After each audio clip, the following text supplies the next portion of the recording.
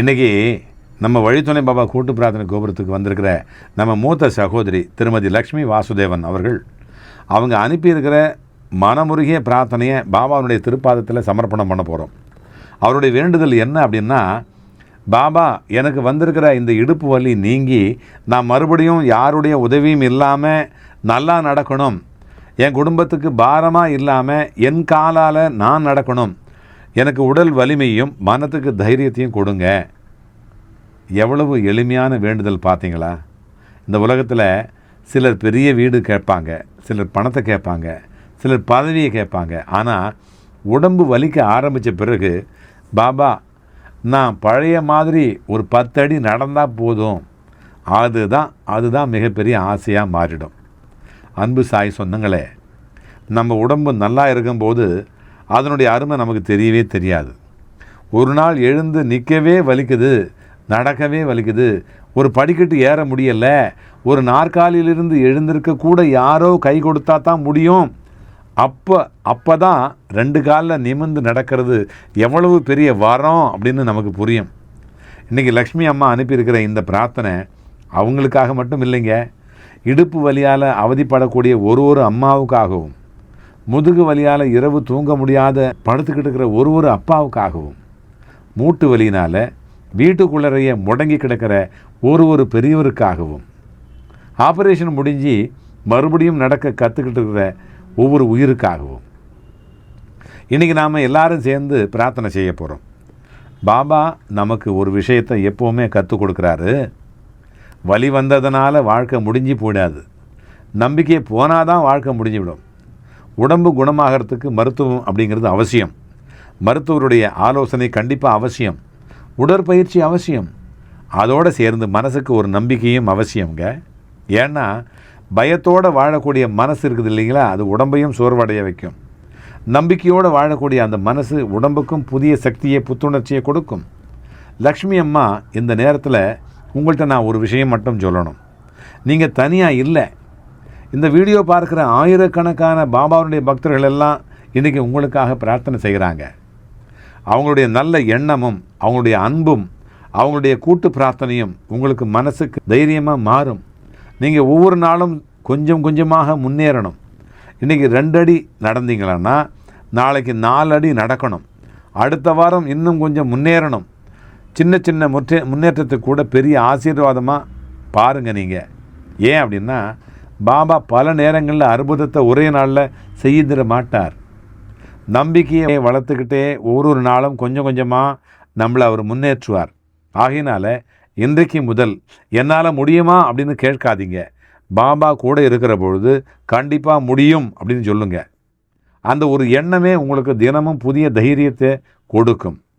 என் அன்பு சாய் சொந்தங்களே, சாய்பாபா வாழ்ந்த காலத்திலையும் கூட இதே மாதிரி இப்படிப்பட்ட வேதனையோட நிறைய பேர் துவாரகா மாய்க்கு வந்திருந்தாங்க. யாராவது உடம்பு சரியில்லாமல் வந்தால் உனக்கு ஒன்றும் ஆகாது அப்படின்னு நம்பிக்கையை மட்டும் முதல்ல கொடுப்பார். அதுக்கு பிறகு உதியை கொடுத்து ஆசீர்வாதம் பண்ணுவார். அந்த உதி அந்த சாம்பல் மட்டும் இல்லை, அது சாம்பல் மட்டும் இல்லைங்க, நான் உன்னோட இருக்கிறேன் அப்படின்னு பாபா கொடுக்குற உறுதியினுடைய அடையாளம், அந்த உறுதியினுடைய அடையாளம். அதனால தான் ஆயிரக்கணக்கான பக்தர்கள் மருத்துவ சிகிச்சையோடு சேர்த்து பாபாவையும் பற்றி கேட்டாங்க, அவருடைய பாதத்தையும் பற்றிக்கிட்டாங்க. பலர் தங்களுக்கு உடல் வலிமையையும் மன தைரியமும் திரும்ப கிடைத்ததா பகிர்ந்துக்கிட்டு இருக்காங்க, ஷேர் பண்ணியிருக்கிறாங்க. அதே மாதிரி லக்ஷ்மி அம்மா, நீங்களும் அந்த நம்பிக்கையை கைவிடவே விடாதீங்க. மருத்துவர் சொல்லக்கூடிய அந்த சிகிச்சையை தொடர்ந்து செஞ்சுக்கிட்டே இருங்க. கொஞ்சம் உடற்பயிற்சி செஞ்சோன்னா பொறுமையாக செய்யுங்க. வலி இருக்குது அப்படின்னு மனசை உடைச்சிக்காதீங்க. ஒரு நாளும் இன்று நேற்றை விட கொஞ்சம் நல்லா இருக்குதே அப்படின்னு சொல்லிக்கிட்டே முன்னேறுங்க. நம்ம பாபாவுக்கு பொறுமையும் நம்பிக்கையும் ரொம்ப பிடிக்கும், ரொம்ப ரொம்ப பிடிக்கும். எனக்கும் பிடிக்கும். சில நேரத்தில் குணமாகுதல் அப்படின்றது மெதுவாக தான் வரும்.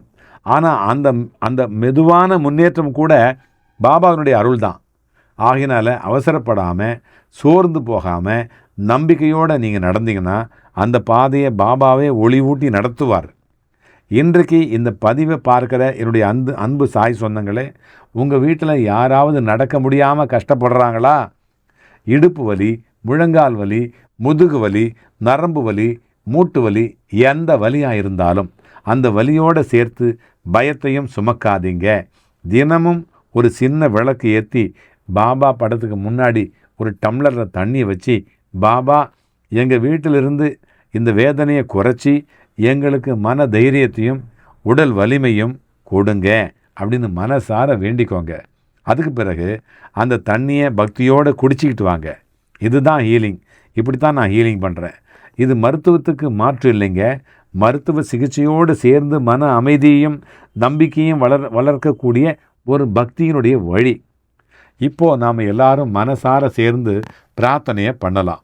பாபாவே, நம்ம மூத்த சகோதரி திருமதி லக்ஷ்மி வாசுதேவன் அவர்களுக்கு நல்ல உடல் நலத்தை கொடுங்க. இடுப்பு வலி குறையட்டும், உடல் வலிமை பெருகட்டும், தன்னம்பிக்கையோட தன்னுடைய கால்களாலேயே சந்தோஷமாக நடக்கிற நாள் விரைவில் வரணும். அவங்களுக்கு குடும்பத்துக்கு மனதுக்கு நிம்மதியும் தைரியத்தையும் ஒற்றுமையையும் அருளுங்கள். இதே மாதிரி உடல் நல வேதனையோட வாழக்கூடிய உலகம் முழுக்க இருக்கிற எல்லா சகோதர சகோதரிகளுக்கும் உங்களுடைய அருள் பரிபூர்ணமாக கிடைக்கட்டும். நோயோடு சேர்ந்து நம்பிக்கையும் பெருகட்டும், வலியோடு சேர்ந்து பொறுமையும் பெருகட்டும், கவலையோடு சேர்ந்து உங்கள் கருணையும் பெருகட்டும்.